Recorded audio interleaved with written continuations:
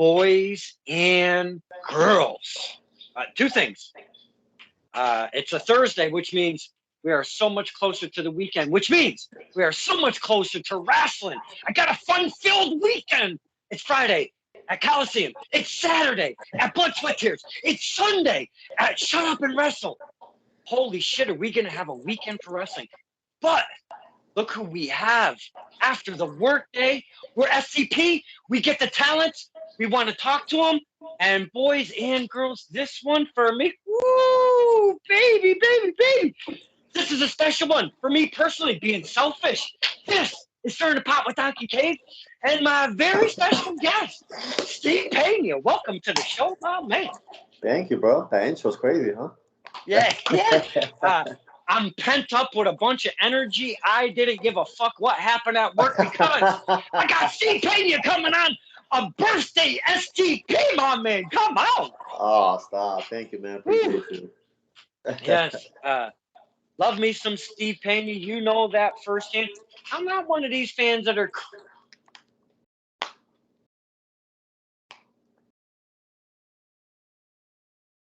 I apologize. I don't even know if that was a human person that was actually calling. Say I get spam. Okay. Extended warranties and shit, you know? We all know that I love me some Steve Pena over the... And I haven't seen you very much live, but when I do see you, whoo, baby, I am in for a ride. I love the look. I love the physique. I love the professionalism. I love the in-ring work. I love the promos. I love your facials. You are a package professional wrestler. And that's what draws me as a fan for one Steve Pena. Thank you, man. I appreciate that. And you truly are a real fan, man. Like for years, you haven't changed at all. You've been, legit, yeah. I appreciate that. Of course, yeah. I always try to stay very neutral. I don't want to pick the sides. I don't want to, I speak about this all the time. As in life, in wrestling, you got the stuff behind the scenes. Right. And I don't give a rat's ass, my friend. You have your stuff. I do me. I stay right down the middle. Yeah, I have my friends, and we make new friends. We have the talents on. And if some don't like it, tough shit. That's just the way I see it. Because wrestling is for everybody. That's always said on Stirring the Pot. Wrestling is for everybody. And if you have a gripe with somebody, I'm sorry that you do, but that does not mean I, kind of have to pick that side. Right. Oh, yeah, right. I agree. I completely agree. Yeah. Is there any way, and I absolutely hate to do this, is there any way I can pause this for just a moment? Of course. Do you think? Yeah. Okay. Thank you, sir. Boys and girls, I had to take a pause. That's pause in French, if you don't know. And we're back here with, and I was chit-chatting with our friend, Steve Pena, talking about his look, his professionalism and whatnot, lifting up our favorite talents that we talk. We get to have the privilege, the honor of getting these talents on our show, Stirring the Pot. And we were just lifting him up before I had to take a little pause.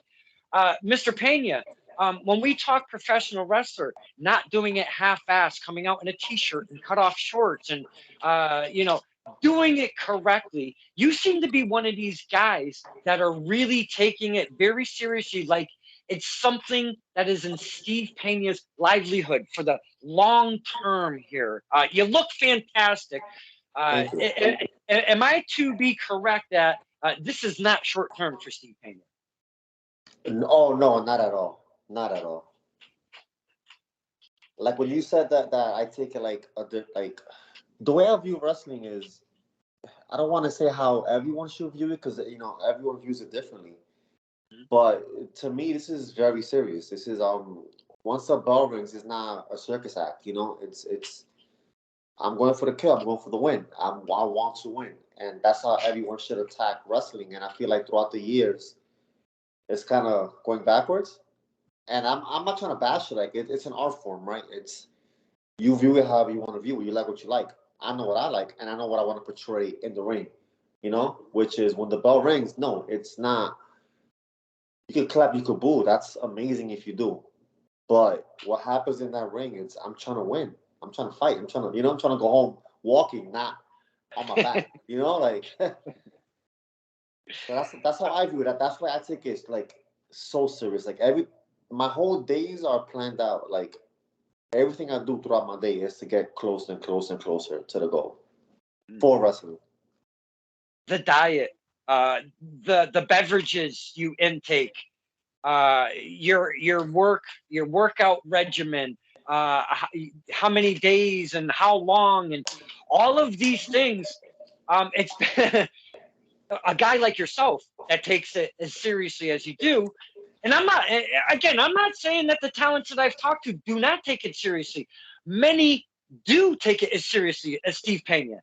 There are some that are, may not have a physique, may not have a specific diet, may not have a personal trainer, if you will, or what have you, a nutritional trainer, or somebody, an army behind you to become this athlete. But nothing to take away from the ones that don't. But you are one of these guys that really do. So you actually surround your entire life around wrestling. It's Yep. not wrestling around your life. It's the Exactly. opposite. Exactly. Yeah.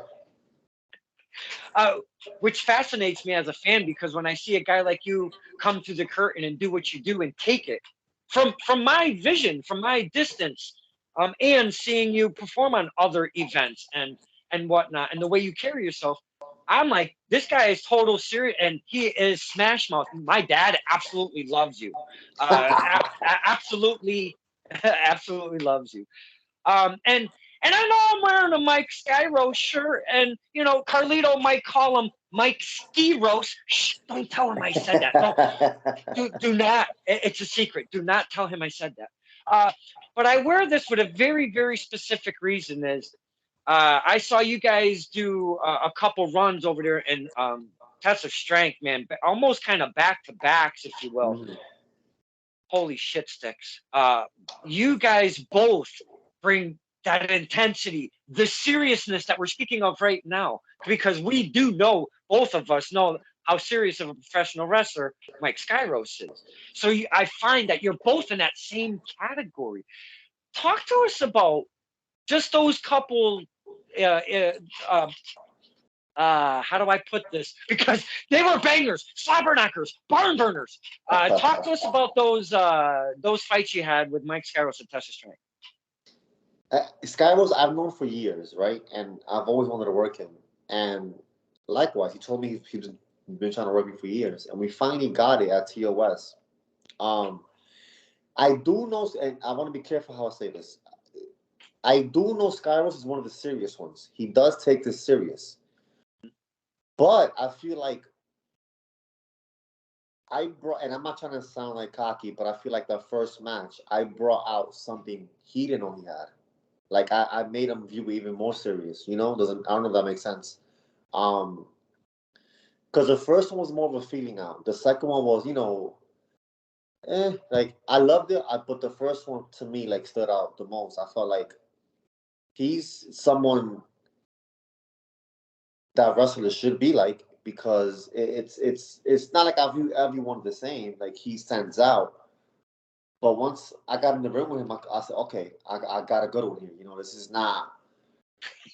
I don't gotta punch him to stop flying around. He doesn't do that. So I have a serious one. So I genuinely loved working with Skywars, especially the first one. Not that I dislike the second one, but the first one was really it. Hmm. What I've taken away, especially from that first one, it's at training day at the TOS Dojo in East Hartford, Connecticut, and I speak about it probably every single episode I've ever done of Certain Pot, because of the intimacy. It's so there. You are so there with the talent. There's obviously no guardrails. It's literally, boys and girls, if you have not heard me speaking about it, it's literally, you open the door, it's a room with a ring with about 20, 30 chairs, and you are from here to the ring. It is no joke, in your face wrestling for real. And I remember very specifically, there was a submission that you did to Mike Skyros, and you had this guy all stretched out. And I took my phone, went underneath the ropes, and just got all up in you guys' grill. I And I think I'm got really it talking about too. really, really good. That I'm like, oh my God, he's Skyros. I've never seen Skyros tap. He's gonna tap. He's gonna tap. But Mike Skyros did not tap. I've been wanting one of my questions, and again, I don't write nothing down, but I've had a question in the back of my mind.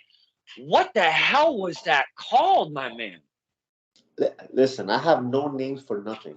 I don't have Wait, a name what? for. I have no names for nothing. If it makes sense, it makes sense to do it, and if I do it, if it works, it works. If it doesn't, it doesn't.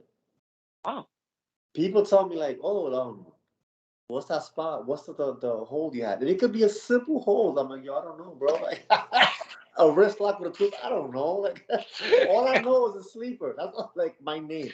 I'm gonna put a sleeper on you. That's all I know. With names, I am the worst person to ask that question.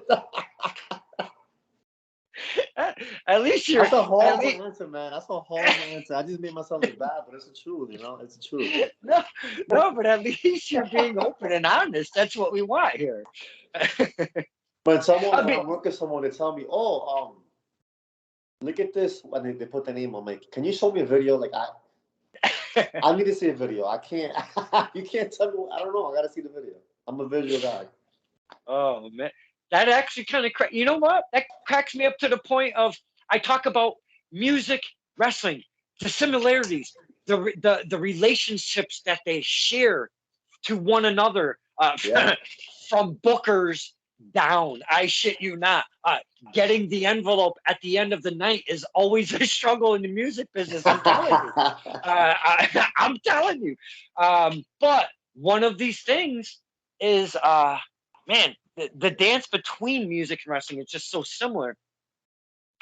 But man, you get into the struggle of the fans, the performer, trying to get them on board, trying to get them your vision, get on board of what Steve Pena is doing here. I'm one of those guys. But the musician part of it is a lot of people that I do know in the business can't read a damn lick of music. Mhm. Neither can I. I look at some tablature, maybe cheat a little bit, use my ear mostly, get the music together. It Yeah. seems like Steve Pena just doesn't read sheet music. Is that correct? Basically, yeah, that's a great way to put it. Hey, I'm gonna use that. I'm gonna steal that from you. But yeah, that's exactly what I'm trying to say. uh, hey, maybe that could be the title. Steve Pena doesn't read sheet music. I don't read at all. I just view it and glue it to my brain. Good stuff. But that's what I'm talking about. The correlation between music and wrestling is just endless. It really Mm-hmm. is. um, let's talk about Steve Pena. The name. I mean, is this your government name, or did you make it up for a ring name? And if it isn't your government name, don't tell us because you don't want guys like me, at your doorstep or following you at the grocery store and shit. My government name and my ring name are so different. I'm gonna say it right now. My ring name is Steve Pena. My government, it's Steven Pena. I don't change my name. I'm not gonna change my name. It's my government, and it's like, but it goes back to like what I said before. I don't view it as it's not a circus act. No, this is what you're getting. You're getting legit me. What you see in the ring is me. Mm-hmm. Is the way I really am. I just express it in the ring. You can't be going around the world, angry, attacking anybody. But we all have urges to. That's why I got the ring. Like that's what I want to portray in the ring, and which is what I do. The natural wrestling is made of larger than life characters. The Undertaker, Kamala, Kane, Mm-hmm. and Shawn Michaels. Even though Shawn Michaels was Shawn Michaels, that wasn't his real name, but that's Right. what he wanted to portray. What he thought, this is a part of me, but it's a character at the same time because wrestling is built of characters. Steve Pena, boys and girls, he does not fuck around. There's no character to be had. There is no theatrics. There is no costume. There is nothing to no smoke and mirror. That's the title. no smoke and mirrors with Steve Pena. There is zero smoke and mirrors with Steve Pena. What you see is what you get, and look out because the dude's gonna fuck you up.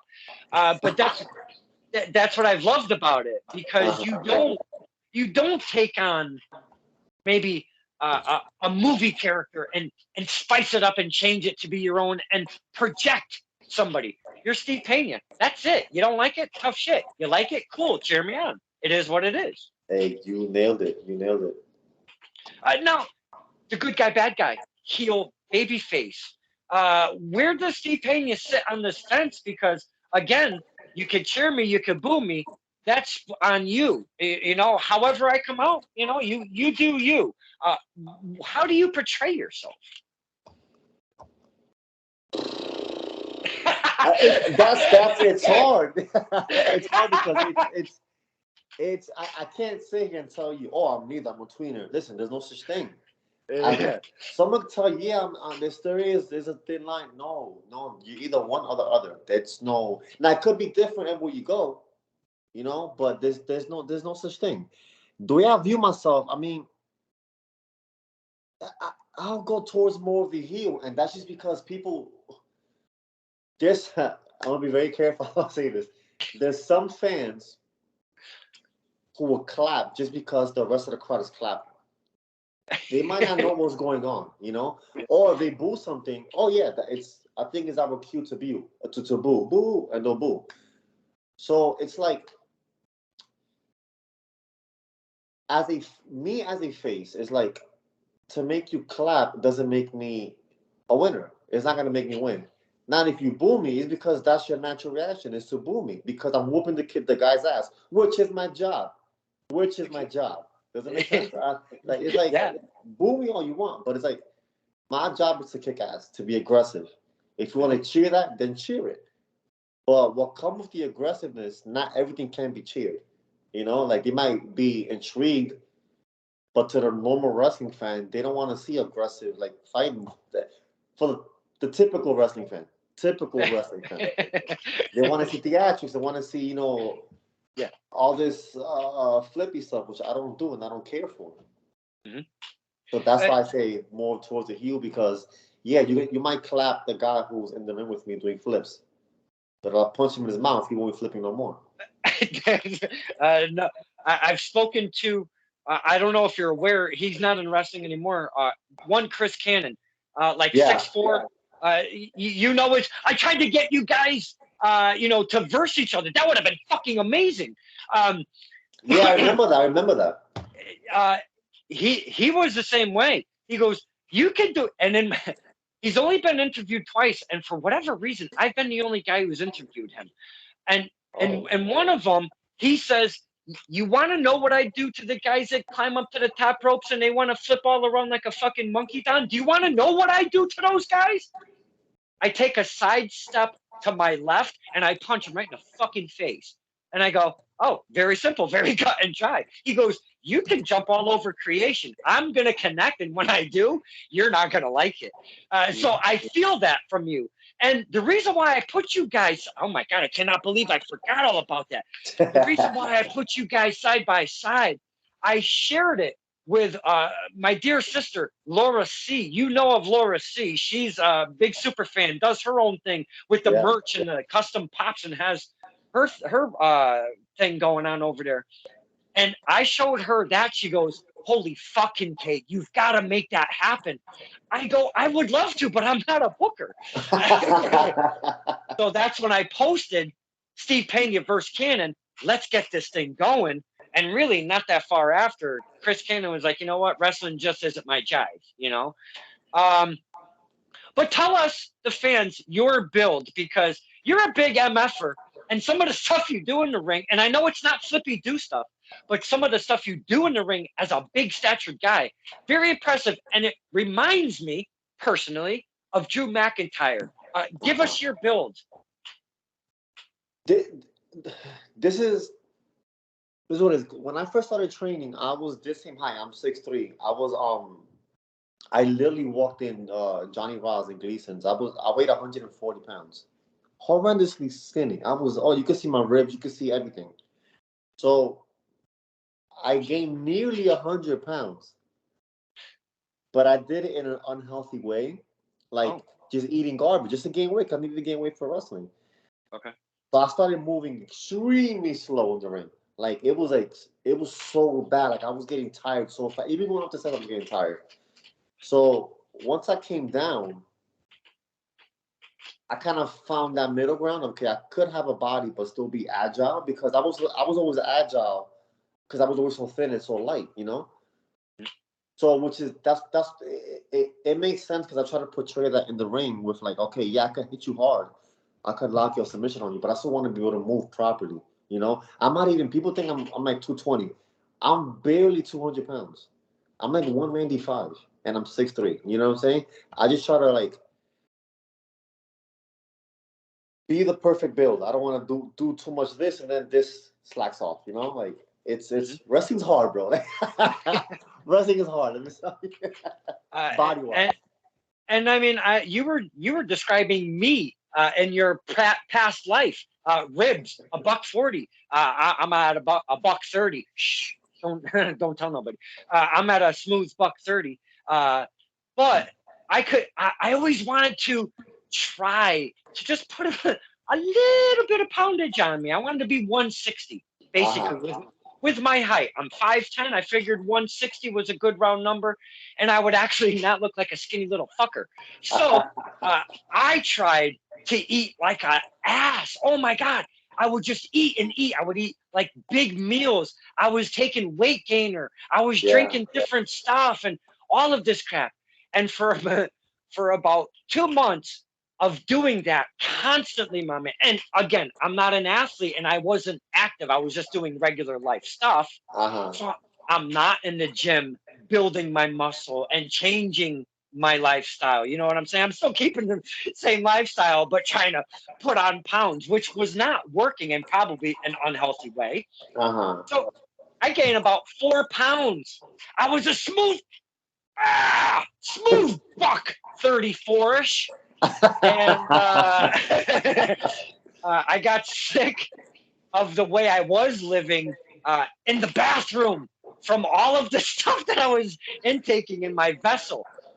So I stopped. And in 2 days, I went right back to my regular weight, and I've stayed like that ever since. Uh huh. Yeah. So me, I'm not an athlete, and I'm not trying to. But damn, you you nailed it right on. All I saw was a vision of Steve Pena, but my head on your body. I was like, no fucking way.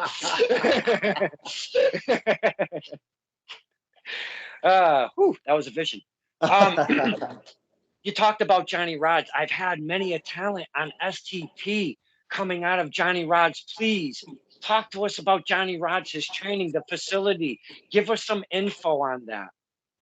Johnny Rods, I joined in '09. I think like the day after New Year's '09, and it was out of Gleason's gym in Brooklyn.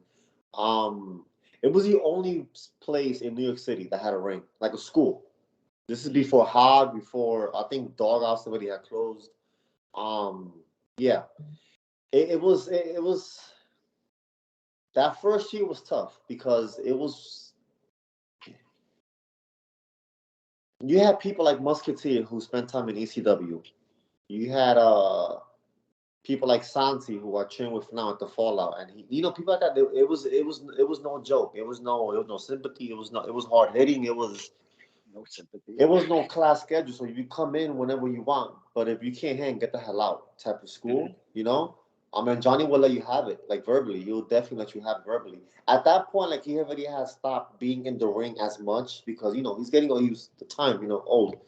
So it was the younger guys training the other younger guys, but it was legit nonstop, like boom, boom, boom, boom, boom, and it was. I remember being there once, for like 9 hours straight, and I came out and I weighed myself, and I lost 13 pounds in one day. Holy Like just sh! yeah, just on being in Gleason's from like freaking 12 to 9. It Oh was my God! brutal. Yeah, yeah. Wow. Boys and girls, these are the things. And I know we have football, professional football, baseball, and basketball, and on and on. And the athletes, they have to make weight, weightlifters, or bodybuilders rather, and weightlifters and such, trying to cut weight. And dude, it's so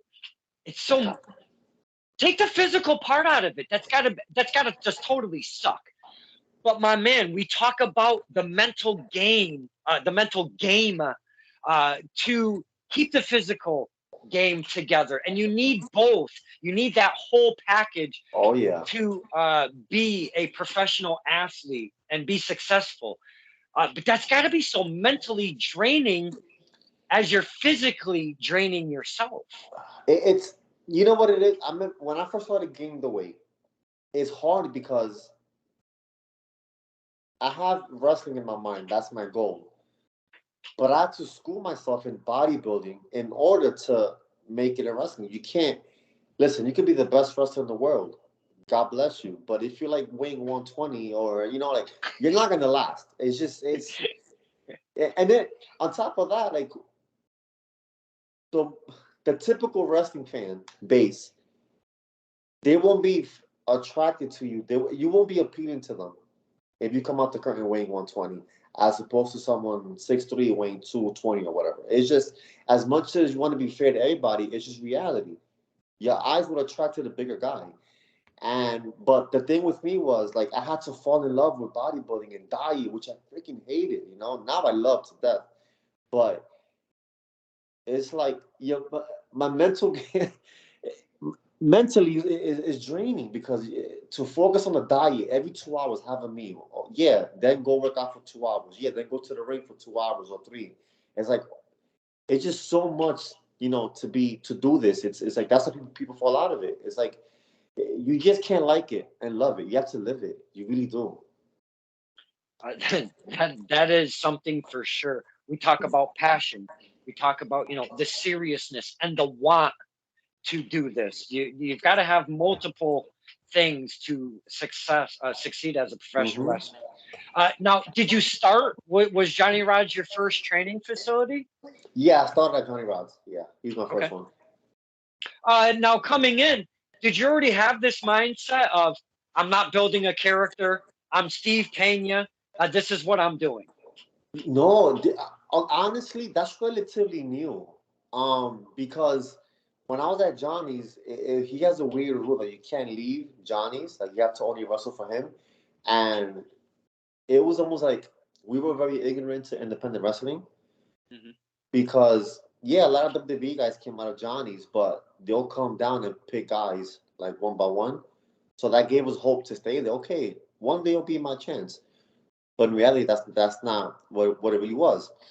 So my mindset wasn't on gimmick and all this. Like, oh, I'm like, all right, just perfect the basics and get your body on point, and they'll pick you up when they're ready. This, what you see now, came kind of like around the pandemic. Like, I've always was intrigued to, like, Ring of Honor, Noah, the hard hitting, that Japanese style, and I incorporated it. But this serious, I don't say character, but this T-Pin you see in front of you is kind of new. It's not what I had in Johnny's. Johnny's, it was like, I'm just trying to be the good boy, do what I'm taught. Hopefully they'll come pick me up because I'm doing what I'm taught by Johnny Rods, who's a Hall of Famer. And I never found who I really was.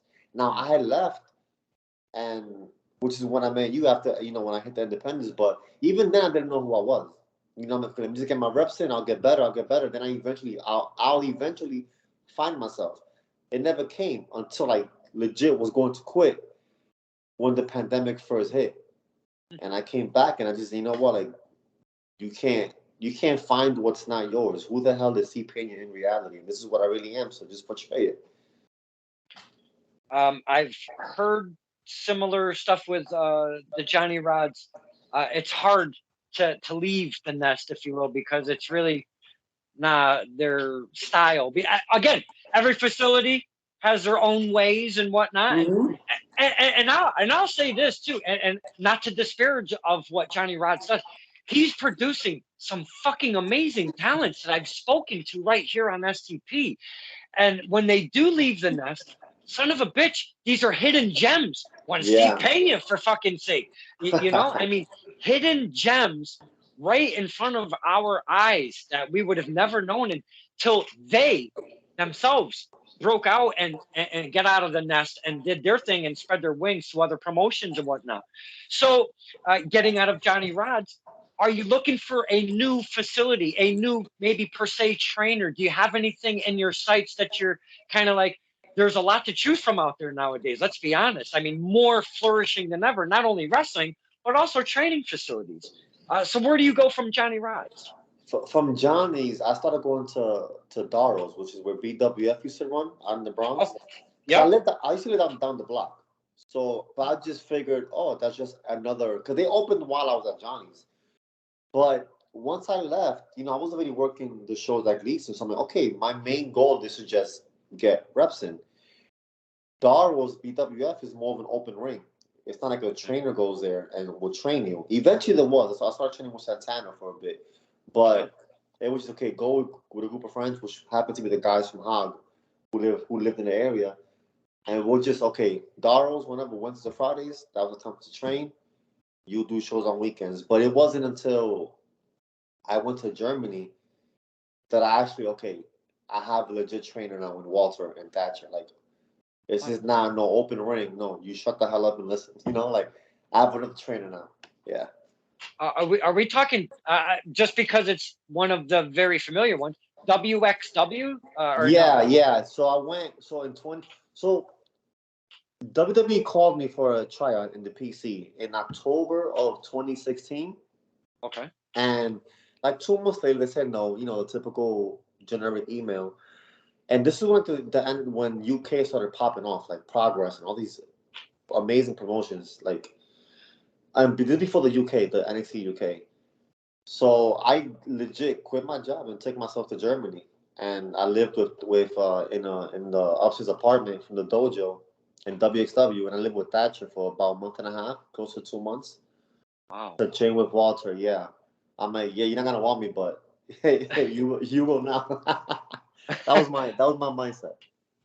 Uh, I know there's more to get of your story, but I want to pause right there because uh, these stories that I hear from the talents that we have on SCP, some of them are very few are like yours because it's the seriousness of what you want to do with wrestling in your life.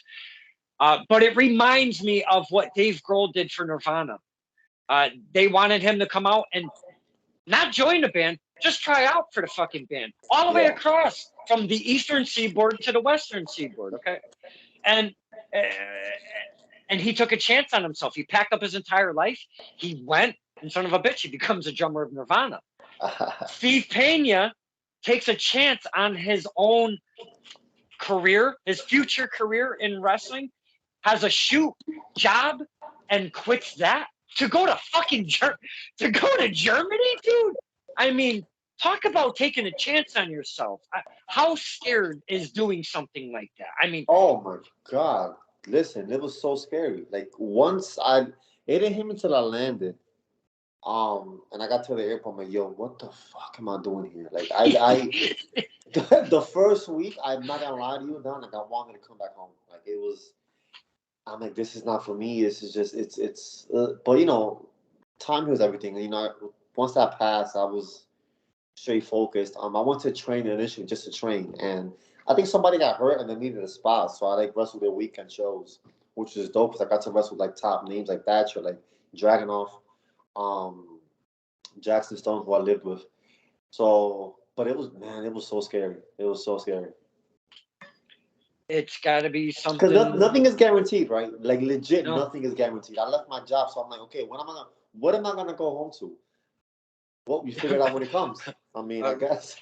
right. So you get these thoughts of doubt, and you're like, man, I don't know. I don't think I should have done this. But then you're like, but I just did that. I mean, I gotta do this now. Yeah, yeah.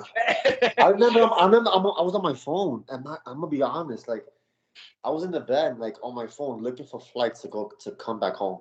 And I'm like, listen, bro, you came this far. You cannot like just stop and Mhm. go. Like, Yes, turn my phone absolutely. off. I put music on. I fell asleep. The next day, I got back to work. But I did have that Yes. thought, yo, just go back home, not to Of like course you test do. myself. Yeah. Again, I'm not an athlete, but speaking to as many talents as I have, not just on the SDP, but even outside of the ring and whatnot. Um, eh, it's just so much to soak in, take in, taking a chance on yourself. Really, I mean, giving up is easy and pursuing it is much harder. It's that Uh-huh.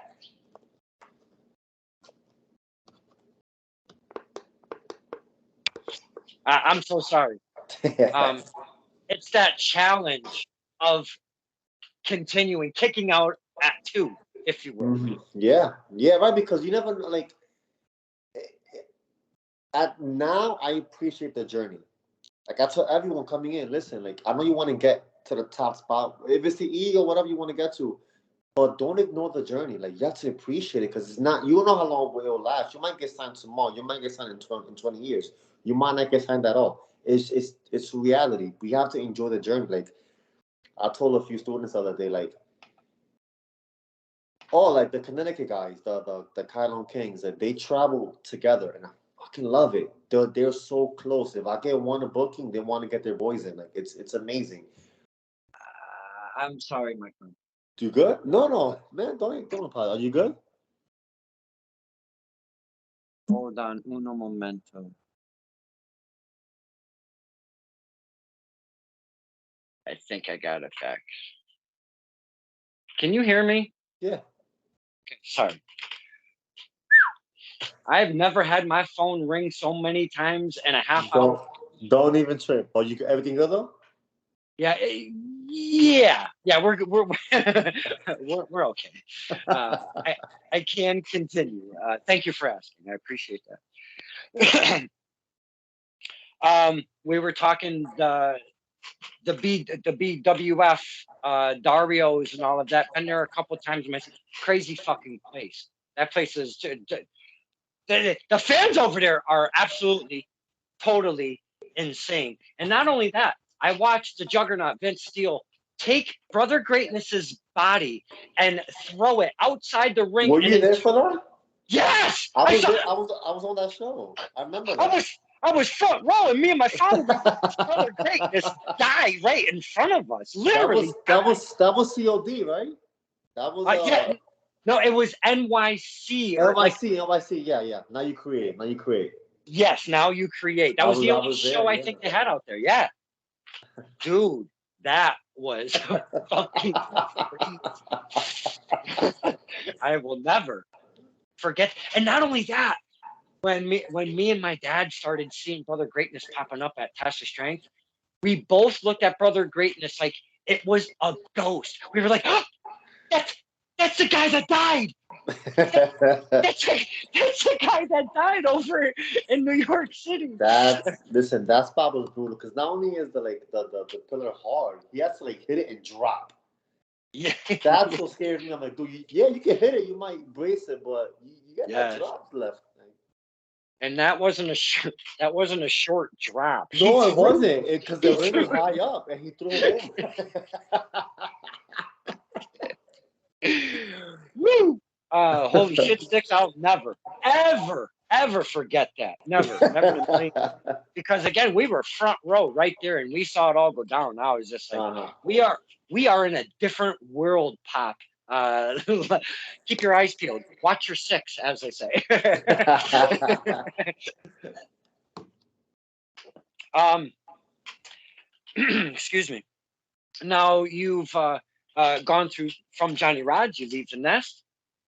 You've gone to the Dario, the BWF over there, and then you've gone out to Germany.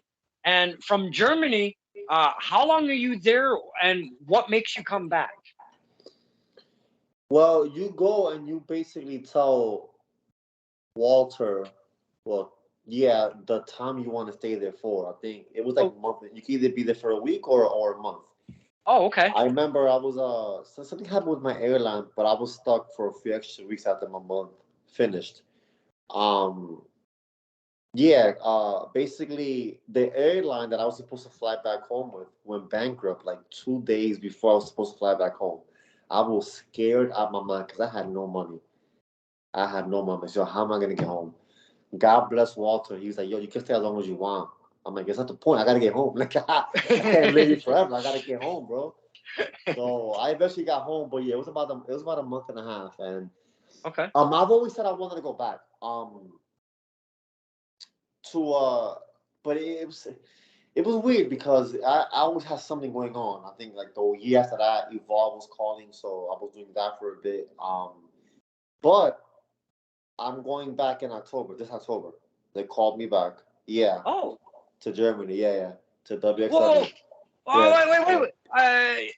The Evolve rings a bell to me. Uh huh. First off, second off, they called Steve Pena to say, "Hey, man, we've got a spot for you if you want to come back." Yeah, they're doing like the because when I went, it was during they usually have like these big weekends. It's like either the Carrot, I think, which is like in the spring, and they have the World Tag League, which I was there for in 2017, which is when I was training. And they have it's like a whole weekend festival, which is huge in Europe. And they're having, I think, a wild card edition of their Ambition card, which I think is Monday, October 3rd, something like that. So yeah, they offered me a spot. So yeah, I'm going out in a few weeks. Yeah, Wow, yeah, that's I'm fucking excited. awesome, dude. Yeah, Thank you. Yeah, that yeah, is that is so cool because I mean, talents they have to reach out to promoter after promoter after promoter after promoter. You got to get there. You got to go to the shows. You got to have your facing. You got to do the setting up and the cleaning up and maybe get a spot on the show and you get some shows and all.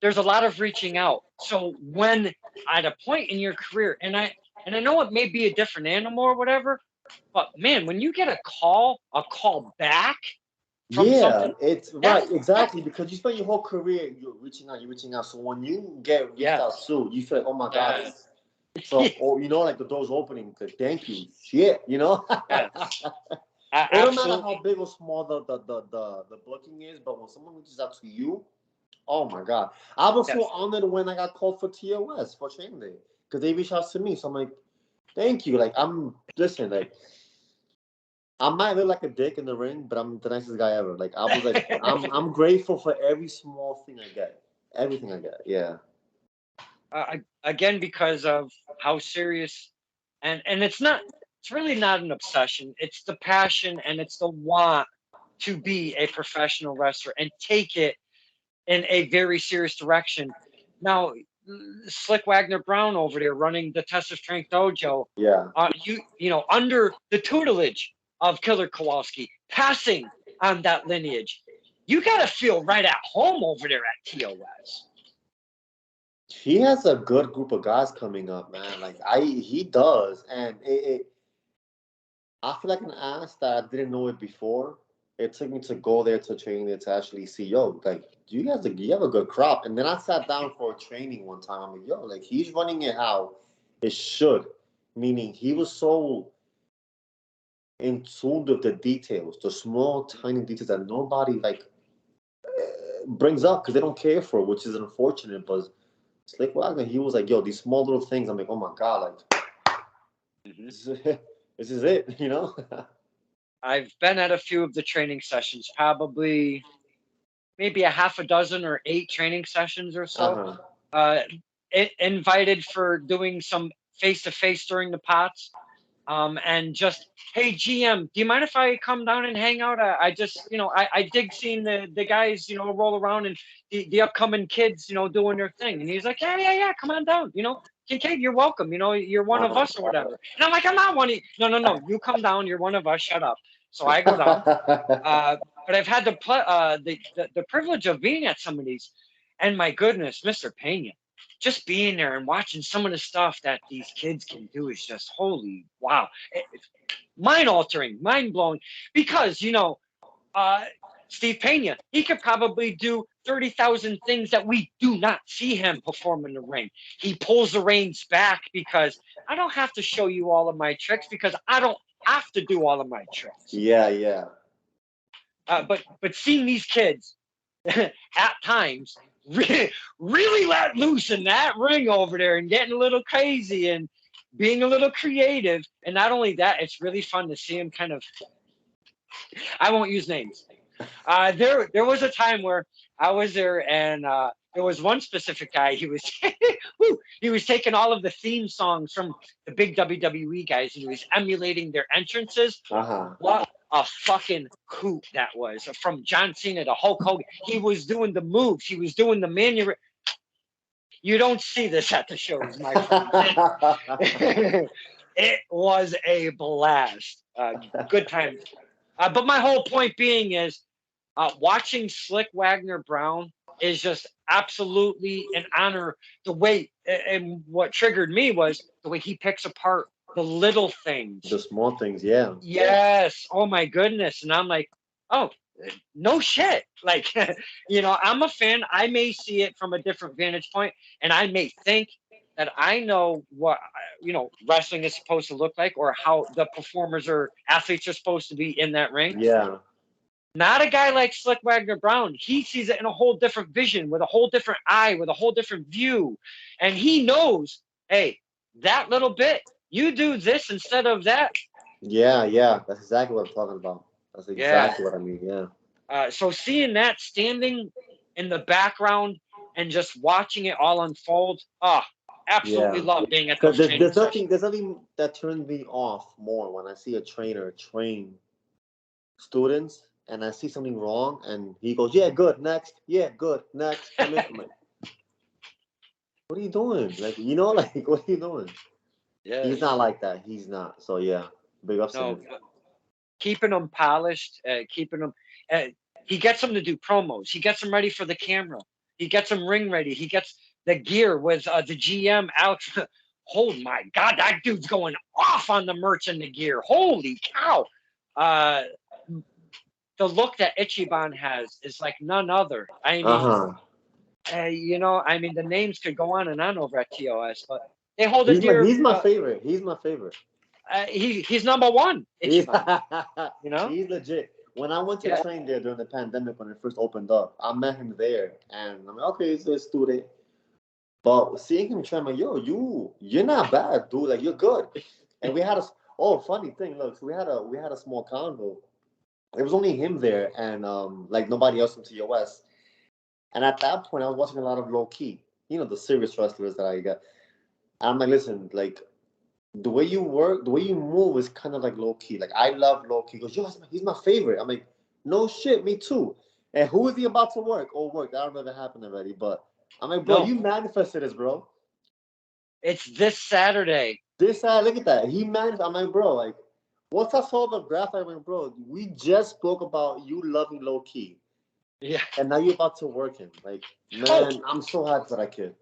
I am too, but I'm remiss. It's not this Saturday. I'm mixing events. It's September 17th, Fight for Your Dreams 5. I cannot believe they're at Fight for Your Dreams 5 already.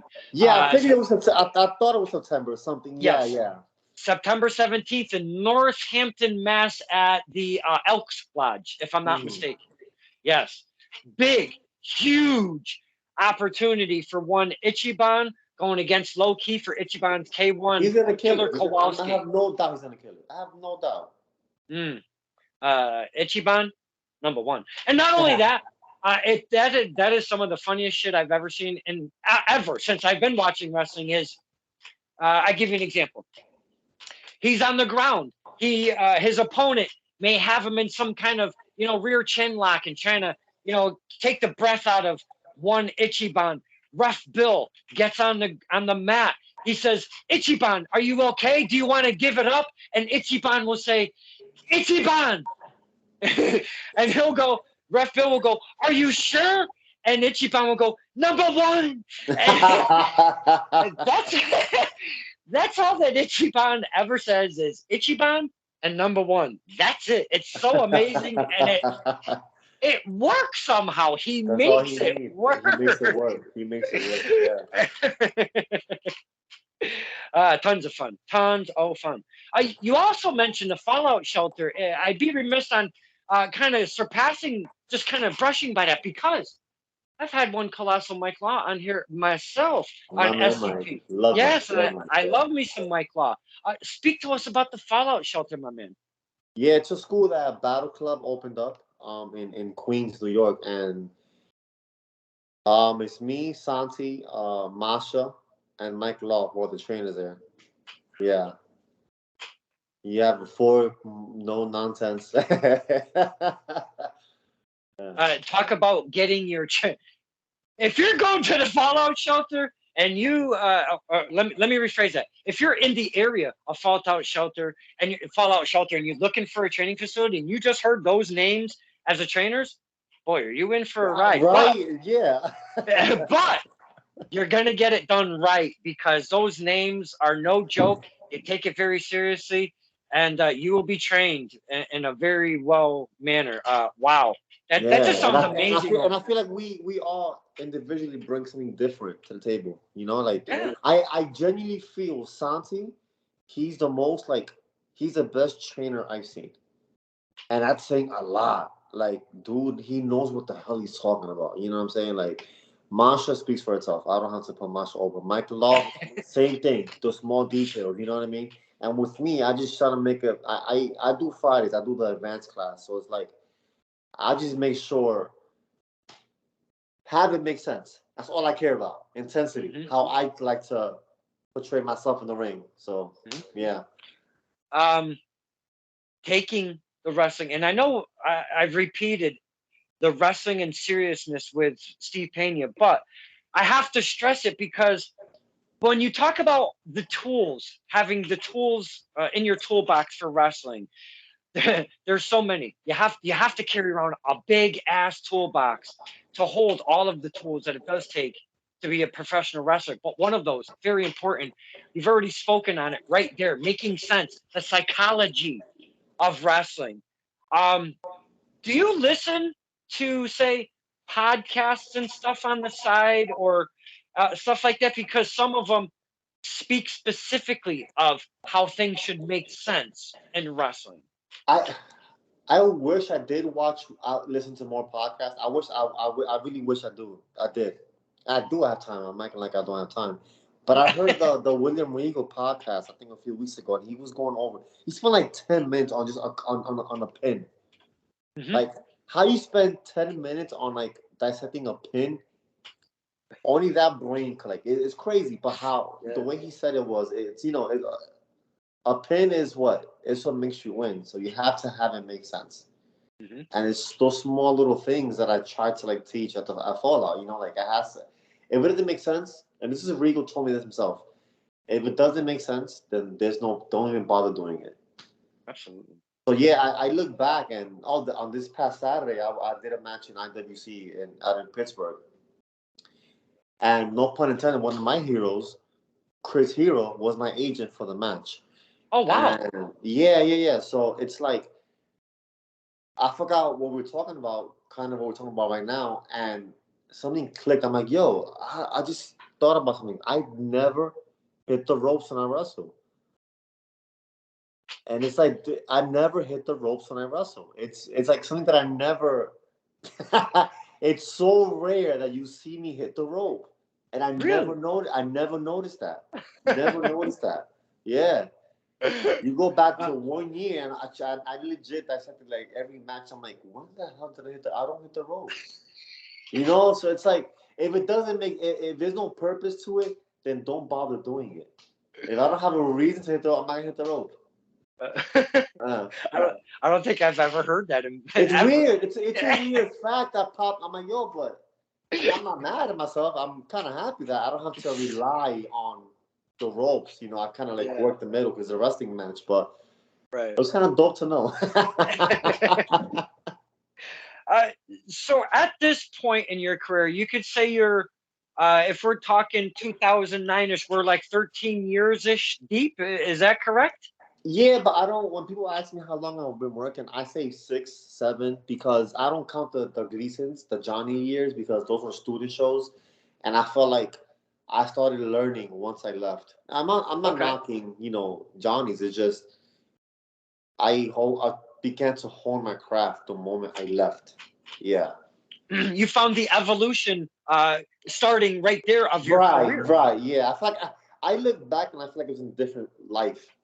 Like I Mhm. legit feel like my professional wrestling career started the day I left Gleason's. And like I said, Oh, I'm not knocking it. It's just the way I view yeah, myself at least. Yeah. yeah. Wow, that's That's another perspective I've never heard. Um, we've mentioned so many different talents, and we've talked about the NYC area. That is where you are from, correct? Is NYC? Yes. Yeah. Uh, I and just to reiterate one more time, the fans are fucking crazy over there, dude. Are you kidding me? They are legitimately off the wall. The music, it's so much louder. The announcers, it's Larry Legend, it's Shane Fair. It's larger than life over there. The shit is crazy around NYC, dude. I feel like it's a hit or miss. I feel to me, I feel like the South Jersey, the Philly area, their fans are like, ooh, a little more hard. Yeah, they're more out there. Oh wow, that's saying something. Holy Like crap. and the crowd, the crowd was amazing. I did Fight Life, the first Fight Life up in Rhode Island. Yes. Those fans Congratulations to are Frankie. amazing. Yes, Yes, God, oh my God, congratulations God to bless that Frankie. guy, man. I Yeah. love Frankie. But those fans, they're amazing, amazing. And I figured they were drunk. They weren't drunk because that was the first match, but they great fans. Yeah, dope fans. I'm so glad to hear that because we see what Frankie's doing. He's going down to Florida. How the hell did that happen? What's going on here? Oh man. Yeah. Congratulations to Frankie. Fight Life doing some fun stuff. Dope, man. Fight Life is dope. Fight Life is dope. Yeah. So you've been there. You were at the debut event At at the Fight Life. first, yeah, the first one, I did the first match. I was the opener with Kylon. Oh wow, that's Yeah, fair. Who was your opponent? Kylon King. Kylon. And let me just. We all know when Kylon gets in that ring, you're gonna see.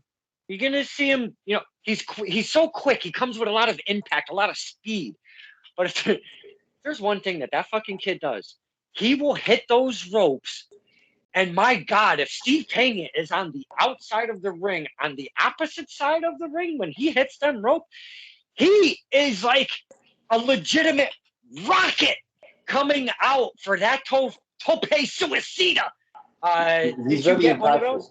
those? But he's very impactful because that's what stood out to me with him. Like, yeah, he's not just a flashy dude in the ring, but he'll hit you. Like, and you'll feel it. Well, I'm like, yo, yes. Like, I'll be mad if I don't feel it. Like, hit me, bro, hit me. And he's Give one me of those that he's very impactful in the ring, man. He's going places. He is nice, like that kid. He knows what he's doing. nice. Miracle Generation collectively, Dustin Waller, Kylon King, The Haven, They're because they're also all good. part They're of it. also Uh, good. The Haven as a tag team collectively being Jay Onyx and Sean Knight. They were coming up all together. PAPW have spread their wings and beyond here. Yeah. Beyond. You see what I did there? And beyond. Basically, they're staples over there at the Wrestle Yeah, I Open at see. I Beyond. Huh? see. Yeah. Man, you been over there? Have you been at the Wrestling Open? Yeah, I did. I think two. Yeah, I did. I did it twice. Yeah. Uh, the environment, the fan base, the whole thing over there, Beyond, it's pretty cool doing the Beyond It stuff. is cool because it's something that I wanted to do for a while. Like that, nothing compares to that Beyond fan base. Like that, Yeah. it's a little different.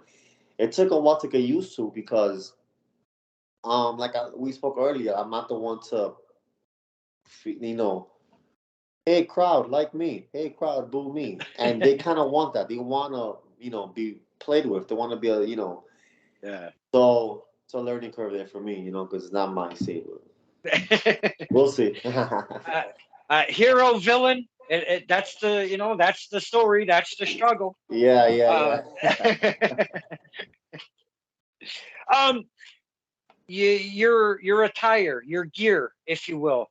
Has it always been from day one, Steve Pena and trunks, or did you try different stuff with tights and maybe props and different stuff? And I know you're not looking to be gimmicky, but No. Like, I now I come out, and this is an honest, legit answer. Now I come out with the white towel, and this is full purpose.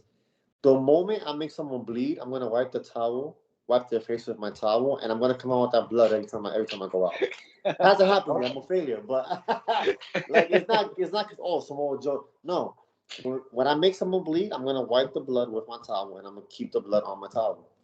Oh, That's wow. now. Before, like when I first started, I was a big homicide fan, so I started coming out with shorts and the kick pads, and you evolve to Mhm. different gears, Yeah. long boots, kick pads, all this stuff. But the little baby boots I wear now, man, is like a little Luthez in it. Got a little shooter boots. But yeah, it's one of those like I feel like it gives me more of a serious look. Hmm. I think I could be Absolutely. wrong. I don't know, but No, no, for legit, for real. Um, is there a gear maker behind what you're wearing? Because we like to push the gear makers and such because there's plenty out there. the guy who did most of my gear is Bronco. Oh, Out okay. in BWF, yeah, yeah. I don't know if he's doing it. I don't. I believe he is. I gotta go visit him soon, actually. But yeah, the one who does my gear is Bronco. He does good. He's so underrated with gear. So underrated Yeah. with gear. Yeah. Uh, I want to agree with you, but then on the flip side, again on this show, the talent that we've spoken to have he Bronco has made some of the talent look absolutely amazing. My God. Yeah. I remember I went to him and I'm like, okay, let me just get a basic logo because Bronco is not a real. No, he is a real good gear maker. Like he's done legit like precise designs and yeah. Yeah, yeah, definitely. One of those gear makers. Heard his name well more than one time. Now, BWF, they're not doing anything over at Dario. Is that correct? I've heard through the grapevine. Yeah, they took the ring out during the pandemic. So I don't know. I've asked him because I used to work out there, and he goes something about the insurance. I don't know. I don't know anything, but for the most part, it's not. It's done. It's done with. And in comparison, Connecticut and New York City, state, pick apart, is very, very different and very expensive in New York to put on an event compared to Yes, yes, doing yes, one yes, in yes. Connecticut. Yeah. I don't know how Connecticut is, but there's like the New York State has to go through the commission. Well, So we don't have to have the doctor. We don't have to have the EMT. yeah, and we do, and it sucks because it's not cheap. Hmm. And I actually was on the we were on a bandwagon one time. I believe it was what company was it? Son of a bitch. NYCW. Yeah, New York Championship Yeah, Wrestling. up in upstate New York, right? Yeah, the doctor couldn't make it, I believe, the day of the show. So they were looking frantically for a doctor. So between the talent and whatever fans, the smoke signals were going out for a doctor. And I think we rounded up a doctor somehow through all of the Yeah, sharing yeah. and whatnot. It was It's crazy, a dude. hassle, man. It really is. Yeah. And I remember when there was a show. This is pre-pandemic. There was a show in Brooklyn. I forgot with who, and somebody got busted open. A little cut. They shut the whole show down. Oh yeah. Yeah, the They shut commission, the whole. Yeah. they do not mess around. The athletic commission out there does not mess around at all. And not Yeah. only that, on some of the podcasts I listen to, I hear the differentials, especially how strongly regulated that New York athletic commission is and what they do not like at all, I especially think plus. I think you might have heard of this. There was I think it was in Brooklyn where there was supposed to be an intergender match, and the commission called the whole show off because he don't want a guy hitting a girl. Nope. You heard There, about that, right? Yeah, yes, yeah. there is none of that. We will not have any of that. And I knew right where you were going once it kind of started rolling. Intergender is just not something, and it all kind of stems from different combat sports that people were trying to get within the athletic commission to, hey, it's not only about boxing and such, Yeah, yeah, right, right. and they are not down. No, but they It's yeah they view it as everything. If it's combat, it's only this, and it's not. It's not. And I think that's why Dan the Man doesn't wrestle in New York City regularly because I mean, right? I mean, tell me I'm wrong there. That is true. Yeah, makes sense. Makes sense now. Shit, that fucking guy.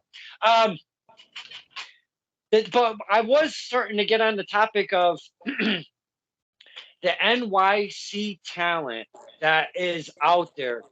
I will totally 1,000% say is so underrated and how do I put it? Not not pushed to the side per se, but just not a lot of spotlight, if you will. We get the guys like Brother Greatness, the Sebastian Cages, the Steve Penas, and the Mike Laws, and I mean, there's a list that I could go on and on. Uh-huh. But I mean, I really do feel that the NYC wrestling area is very. It needs more of a spotlight, my man, because there are some absolutely amazing talent out there. I Mike Skyros from New York, and I know I yeah. said NYC specifically, but there's a lot of NY guys that are just phenomenal.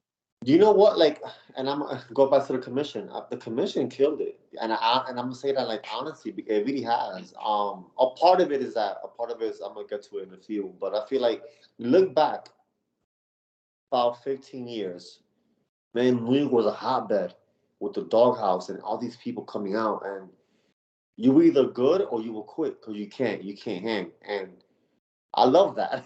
It's harsh to say, but it's the truth. Also, and this is from experience, and this is really bad to say, but I'm gonna still say it. I feel like New York, for the most part, not everyone, they don't have that hunger anymore. They don't have the hunger, and I say that because when I do travel, I see these different places. Like, yo, these guys are way hungrier than you. No one should be more hungrier than you. No one should want this more than you. You know what I'm trying to say? Like, it's hard to compare. It sucks to compare, but it's hard not to, right? Like if you see these guys, like you said it, like Miracle Generation going everywhere, Ichiban, they're going everywhere. I'm like, why are these kids all over and you're not? You Hmm. can't let you can't let people outwork you, and people get way too comfortable. That's the problem. I feel like the commission killed it a little bit, but there's no excuse to hop in a car if you really want this. I went across the world to Germany. There's no reason why you can't go in a car and go to another freaking state. You know what I'm trying to say? So it's like, and I don't like giving excuses. You know that I just said it right now. Like if you're hungry, you'll find a way. But I feel like the hunger is not. It's not there where it's not there where it's not what it used to be. Do you have to have a license per state to perform in Some per state? states, some states, not Okay, all. all right, Most states no, but some like Maryland, you need a license. okay. But New York, you don't. You did back in the day, but not no more. Uh-huh. But some states, nah. Yeah. I was speaking to a couple of the talents that originated from Puerto Rico, and they were telling me about some of the old school ways of Puerto Rican wrestling where you had to be X tall, you had to weigh X, Really? X much, you were looked at differently if you weren't accepted into that world. You had to be a stature. Yeah. But Ugh. wrestling, we talk about the evolution of wrestling so much on this show, my man, from era to era to era, and where we are now. Not only wrestling, but the wrestling fans, as you've kind of spoken on a few times. Um, it's very odd, and it's one of the things.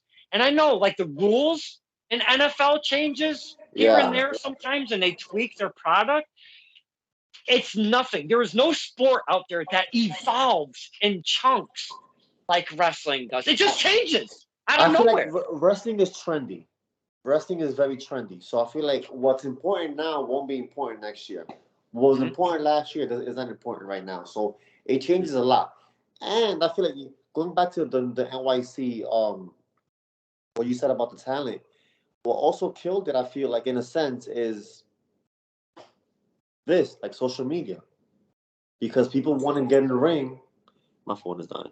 People want to get in the ring and record a match and send it. Yeah, I've been working for 10 years, but you have nothing to back it up on. You just have one tape that you did at a shindy show, and now you're a professional wrestler. When back in the day, they gave you a card, like your ID. Right. Like as a graduated professional wrestler, I went to an established school that Mhm. said I'm eligible to wrestle professionally, and you show it's a promoter. You might have a tape, you might not, you might have a picture. But now, where's the proof that who trained who? There's no proof. And I hear that from a lot of the talent when they go against unfamiliar talent in that ring, and Yeah, it's like, are you trained? How you do have to we, be very careful. Yeah, yes, there's a lot of questions because we always talking about safety on STP, always. For yourself, your opponent, the referee, the ring announcer, the fans, the timekeeper, the bell ringer, all of it. You have to be trained. And we were just talking about the past couple nights, guys that started in backyard wrestling, which a ton of them have. yeah, But once they get into uh, proper training and day one, they're like, whoa, I never realized how fucking wrong I yeah, was. yeah, yeah. Absolutely. So, this week is almost kind of almost fallen into a theme. Boys and girls looking to be a professional wrestler, proper training. Proper Please training. get proper training. Definitely. Mr. Pena, I did hear you mention your phone is dying. Do we have a couple more minutes with you? Do we have to Of let you course, go? yeah, yeah. You good, you good. Okay. Um, getting invited a call back. We were talking about, it gives you a little pride in your heart, and it hits you up here at the same time saying, I think I'm doing shit right now. Like, I am taking it that serious. They see that I'm taking it that serious. I mean, I'm getting a call back to bleep in Germany, for crying out loud. And like you said, you don't care what the booking is, but getting that call back is just a big thing in your career to get to a point in your career. Um, do you feel yourself still continually reaching out to promotions, trying to get more and more work out there? Oh yeah, yeah, absolutely. Like I feel like I'm trying to get now to the Texas scene. I feel like Texas is a hotbed now. Oh, It's growing there, like in a very fast way. okay. Um, yeah, I feel like that's never gonna really end, right? I feel like as an indie wrestler, you always reach out because you might be a star, but they don't know when you're available. Like it's you're your own agent in a sense. So it's like Yeah. no one's gonna care for you more than you. That's just the way it is. Yeah. And a lot of it too. Let's be honest. It's the same thing again in music, all depending on your area. Getting away from the comfortable, the familiar fans, some of the familiar opponents that you're working with, because some of them are friends, obviously. Right, Um, right. and finding yourself in a comfort zone, you're kind of like a hamster in that little wheel there, because you're just in that motion. You're not challenging yourself with different talent that you've never worked with before, in front of different fans that you want to get on the old Steve Pena Absolutely. train. So I applaud you for still continually that want and getting out there Yeah. and pushing that Steve Pena brand, because no one is selling Steve Pena but Steve MF and Pena. Right. No, yeah. No one's gonna want it more than me. And no one should No, have no. wanted more than me. Yeah, yeah. uh, and I kind of want to spin back to the Texas being a hotbed. You got guys like Dustin Rhodes that started his Rhodes Wrestling Academy out there, and that's really. And I'm not saying that there isn't other ones out there, but that's really set a spark in the past couple, maybe 2 or 3 years here Yeah, yeah, yeah, yeah. with that school. And I've been following the showcases. I've been following the students going out there. I've even followed almost every step of the damn way with one Zakir Lucas Chase, because he's from my area, specifically in Connecticut. I watched him become the very first ever, the inaugural, Oh, that's right, that's right. Yeah. yes, the Rhodes Wrestling Academy champion, Lucas Chase himself. I was so stoked. Whew, was I stoked for that man? You have no clue. I was a one-man party watching this shit on YouTube, flipping the fuck out, and everybody was sleeping in my house, but not me, man. It was a one-man party watching Lucas Chase. Lucas Chase becomes the first ever He's RWA good. champion. He's real good in the ring. He's really good. He's someone that I Now, want to work with. and that, God damn, I love that, because That's why I bring him up. He's one of these guys. He's been in the business for a minute, okay? Now, he was doing something previous, obviously, but now he wants to transform his body. He wants to live a different way. He wants to, his temple needs to change. So Yeah. he's going to eat differently. He's going to work out differently. But now he wants to change his career too. What do? We take a chance on ourselves. You went to Germany. He took a chance on himself and drove to fucking Texas and went to the very first ever class of RWA. My God, his promo skills, the transformation of his body, the way he looks in the Yeah. ring, the way he works in the ring, his gear. My God, he's not the same Lucas Chase as he was when he left Connecticut, my man. Uh-huh. I absolutely love that. And you saying that's a guy I want to work against because now you're seeing his stock rise. He's doing the work. He's putting in the work. He's selling his brand. He's getting his face out there. He's becoming champion multiple promotions right now. I bet you he's probably champion at least a minimum of 3 promotions right now. Yeah. But hearing Steve Pena say that's a guy I want to work, oh, that hits me right in my heart. He's good. The He love. knows he's good in the ring, yeah. Yes. But that shows all of the work that he's been doing for his career, for his family, for his Yeah. livelihood, and what he wants to do in wrestling. Taking it seriously, my man. Take it And you serious. see that, and you're like, that's the kind of guys that I want to work. Right. Because I feel like, okay, I know people who played basketball in high school and in college, and then they make it past college, which is fine. Every weekend they go play basketball in outside. They play it for fun. This is not the same. We could get injured any second in the ring. This is not. Oh, it's a regular hobby. I'll just whenever I can grab a show, I can. But I don't gotta train. I just know it's. You have to take it serious. You have to. It's not. You can't half-ass this. You really can't. Very well said, my man. Very, very well said. Um, I could probably talk to Steve Pena for maybe 5 hours or so. But I know you would be totally sick of that. I wouldn't, but you would. But but what I would like to do is I got a couple things that I maybe need to take care of here. Uh-huh. It's birthday at DK Wasteland Right. so it is birthday day, and not only that, but I know we've been talking for approximately an hour and 20 minutes or so, Uh-huh. and I don't want to take everything out because we want to return, if possible, a return of You Steve let Pena. me know. You let me know, and I'm here. Oh, Yeah. that would be absolutely amazing. I would absolutely love that.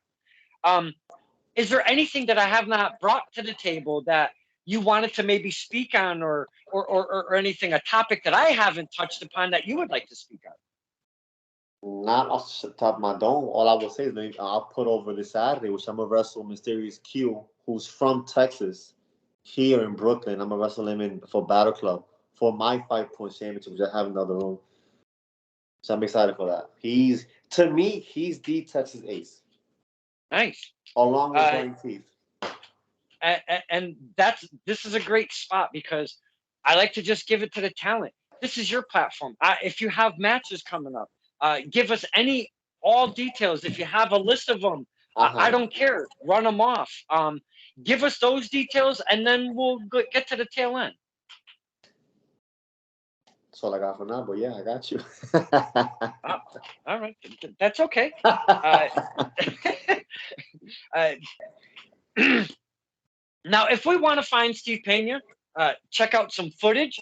Maybe a booker might be checking this out because you never know who's watching. I was told that from when I started doing this kind of stuff. Yeah, you that's never true. know who's watching. Who's watching? Absolutely. So if there's any promoters out there or anything checking this out, how can we check out some footage? Where do we go? Give us some details of the YouTube, the Twitter, the Pornhub, the OnlyFans. Whatever you got, hit us, my man.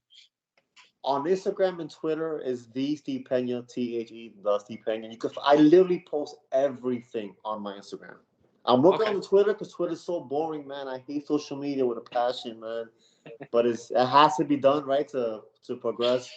Yeah. But I legit post everything, any match, and anything that I have coming up is on my Instagram and Twitter. Facebook, Steve Pena, regular, just my other name. Yeah. YouTube, me see all my matches. I post every match I have on YouTube. Awesome. I don't have a whole lot because, again, I've only seen Mr. Pena live a couple times, maybe a few times. But if you go on my channel as well, you could just type in his name and a few matches will pop up. You can check that Yeah, out. that's a fact. I know that. I know that for a fact. Yeah. Mike Skyros, v. Steve Pena, numero uno. That seems to be Steve Pena's fave out of the two. Check that one out. That's a banger. Mr. Pena, you joining us on STP. I said it before we hit the button, and I'm going to repeat this before we hit the button again. A lot of the guys who do, and I don't even consider this a podcast. This is just a show for the fans to get to know our fave local talents. But a lot of the guys that do interview type scenarios, podcasts and such, they want to shoot for the stars. They want to get the bigger guys that are on TV. They want to get those clicks, those likes, those shares. Not that I don't, but they want to maybe even pay a few bucks for getting the Johnny Garganos or a Nick Aldis or these higher, these different guys that are on different platforms. I've always enjoyed getting the local talent. Boys and girls, Steve Pena is like getting one of those big guys on a different platform coming on our show. Mr. Pena, an absolute privilege. I've been so stoked from the minute you said, because we tried connecting in the past and it didn't work out. That's okay. Yeah. We can follow up. I'm not afraid of following up. But I was so stoked that we could reconnect and get this done. And not only that, boys and girls, on my birthday. What a fucking present for me. Being selfish again. Yes. Mr. Pena, thank you so much for spending the time with us, the fans. And definitely and truly opening up, pulling that curtain back and just talking to us like a couple friends hanging out. I really do appreciate that. Oh, no, thank you, man. I legit appreciate you. Thank you so much. The love, boys and girls, that's what we do here in SCP. We share the love. That's all we want. My friends, wrestling and love. Let's have some fun. It's put the BS aside. F the BS. With all of that, this is Donkey Cave. God, I can't even talk. This is Donkey Cave with Stir the Pot.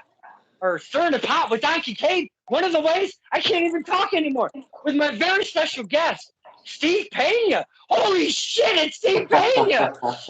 Thank you, my man. Thank you, bro. Thank you.